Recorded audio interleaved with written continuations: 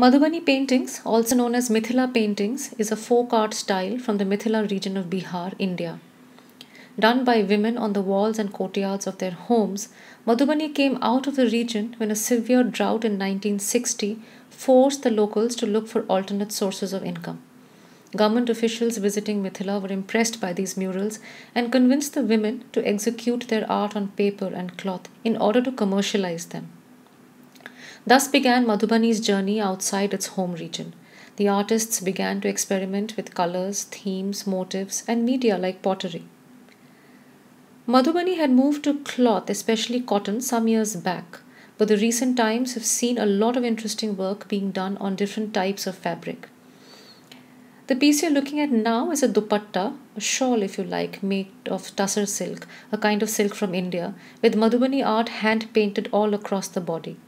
The dupatta is about 8 feet by 3 feet, which is 2.5 meters by 1 meter approximately, and is entirely hand painted by a single artist.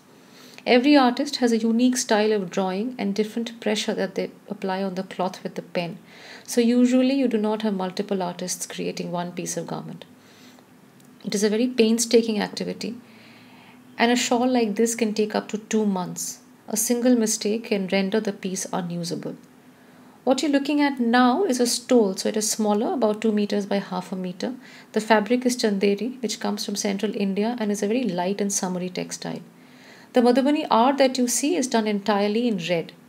It is a tree of life like the previous one, but a simpler representation with just leaves and flowers. It's an interesting detailing on the stole. While the entire stole is painted in red, one Madhubani representation of Lord Krishna on the border is done in black, as you can see here. This art style has travelled a long way in the last 50 years.